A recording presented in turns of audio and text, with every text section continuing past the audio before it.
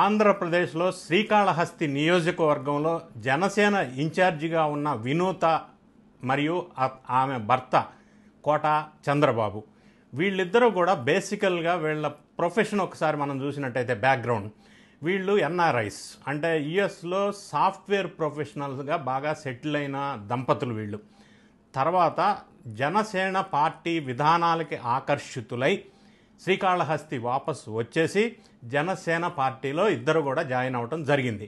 ఈ వినూత కానీ వాళ్ళ భర్త కానీ ఫ్యామిలీ బ్యాక్గ్రౌండ్ ఒకసారి చూసినట్టయితే భర్త చంద్రబాబుకి తెలుగుదేశం పార్టీ వాళ్ళ తల్లిదండ్రుల వారసత్వం ఉంది. ఈ వినూతకు కూడా బ్యాక్గ్రౌండ్ ఫ్యామిలీ బ్యాక్గ్రౌండ్ పొలిటికల్ నేపథ్యం ఉన్న కుటుంబాల నుంచి వచ్చిన ఇద్దరు అమెరికాలో సెటిల్ అయ్యి ఇండియాకు వచ్చి శ్రీకాళహస్తిలో అనూహ్యంగా రాజకీయాల్లోకి ఎంట్రీ ఇచ్చారు.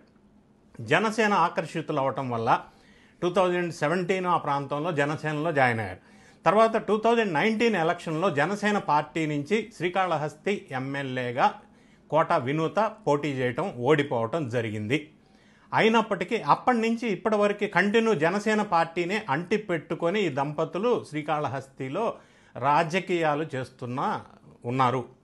అయితే లాస్ట్ ఎలక్షన్లో 2024లో కూటమిలో పొత్తులో భాగంగా శ్రీకాళహస్తిలో తెలుగుదేశం అభ్యర్థి ఎమ్మెల్యేగా పోటీ చేయటం ఆయన గెలుపొందటం జరిగింది. కాబట్టి కోట వినూతకి సీటు వచ్చే అవకాశం కలగలేదు జనసేన నుంచి. అయినప్పటికీ వీళ్ళు అదే రాజకీయ పార్టీని అంటిపెట్టుకుంటూ ఉన్నారు. సో నెక్స్ట్ స్టెప్ వచ్చినప్పుడు హత్య గావించబడ్డ వ్యక్తి పేరు రాయుడు అలియాస్ శ్రీనివాస్, 22 సంవత్సరాల యువకుడు. ఇతనికి తల్లిదండ్రులు ఇతను 7 సంవత్సరాల వయసులోనే చనిపోవటం వల్ల అమ్మమ్మ దగ్గర వాళ్ళ దగ్గర పెరుగుతూ వస్తాడు. ఇతను గడిచిన 10 సంవత్సరాల నుంచి ఈ వినూత దంపతుల దగ్గరే పిఏగా, డ్రైవర్గా లేదా పర్సనల్ ఆంతరంగికుడుగా అన్ని రకాల ఇంట్లో పనులన్నీ చేసి పెడుతూ ఫ్యామిలీ మెంబర్గా ఆ ఇంట్లోనే ఉంటూ అతను కొనసాగిస్తూ వస్తున్నాడు ప్రొఫెషన్ని. వీళ్ళు ఆయనకి ఒక రూము, ఫుడ్ అన్నీ ఇచ్చారు.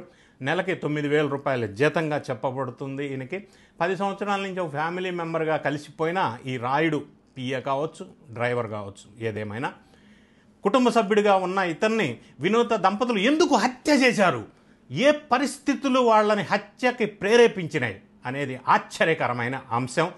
లేదా ఈ ఎపిసోడ్ వల్ల మిగతా రాజకీయ నాయకులు లేదా సమాజానికి ఈ సంఘటన ఏ మెసేజ్ ఇస్తుందనేది మనం పరిశీలన చేసుకోవాలి.